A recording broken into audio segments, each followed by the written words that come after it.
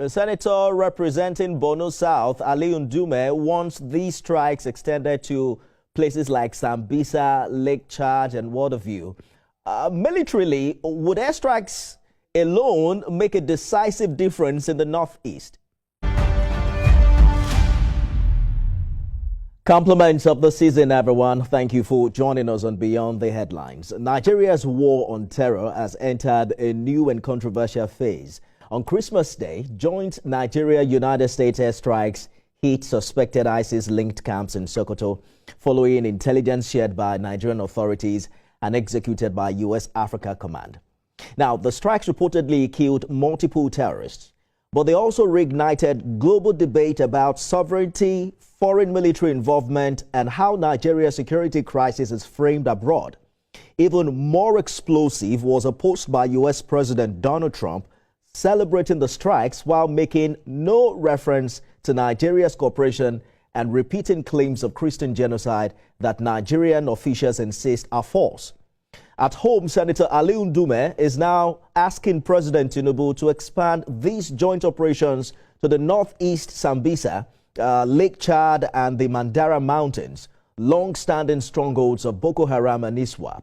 So what really happened in Sokoto?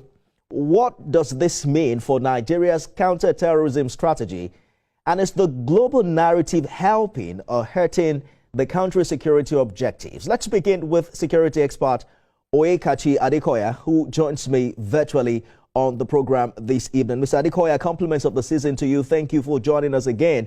President Trump acknowledged the strike, but if you look at his message on social media, he ignored Nigeria's cooperation and repeated claims of attacks on Christians. How damaging is this narrative to Nigeria's counter-terrorism credibility? I think we are all used to President Trump and his antics for now, so I don't think it makes much of a difference. So you want to look at the statement from the Texas, and you want to look at the statement from the Ministry of Foreign Affairs and weigh that government-to-government communication as what it should be.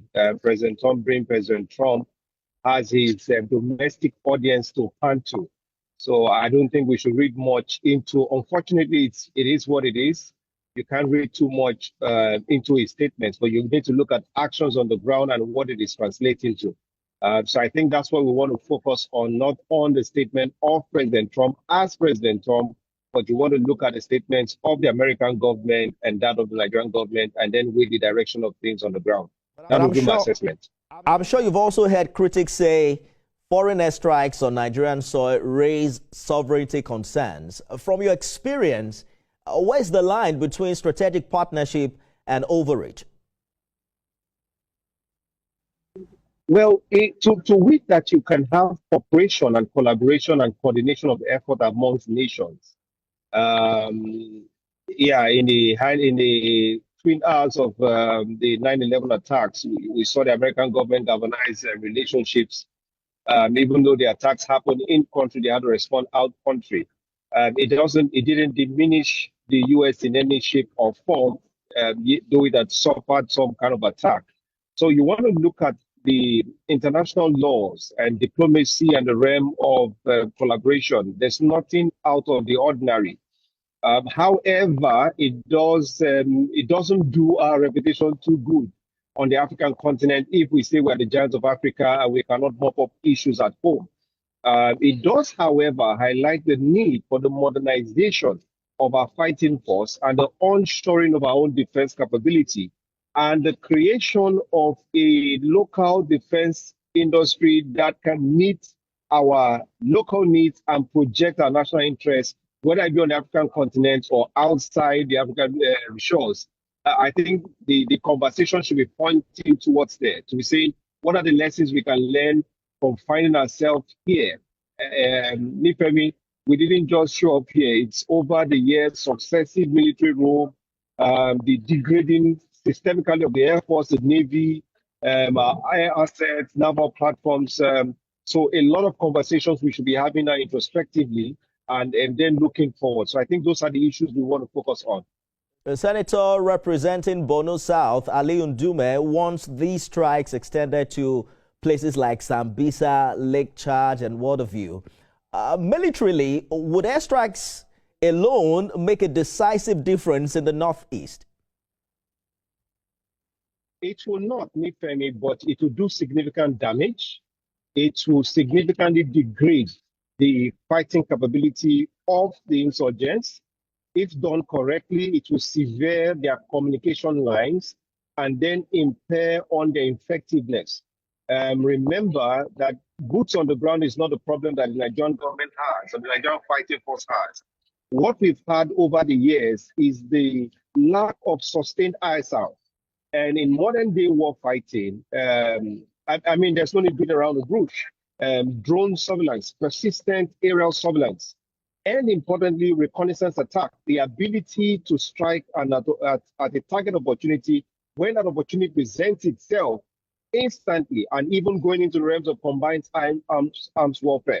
So Nigeria is not yet there. And sadly, Nifemi, we have federal colleges of technology, universities of technology, technical colleges, and we're not producing squads.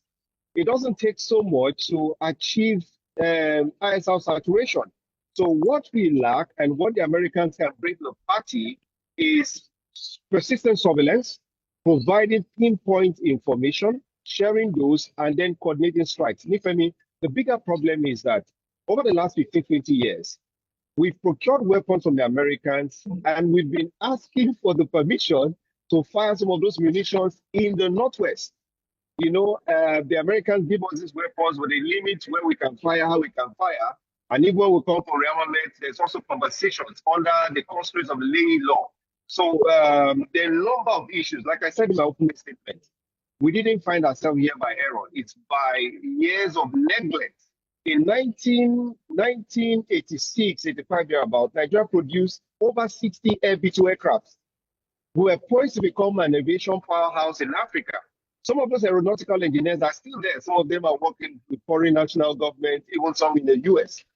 We even have Nigerians supporting the US missile systems or missile defense systems. So it is not for lack of talent, it's a lack of coordination and deliberate national security planning.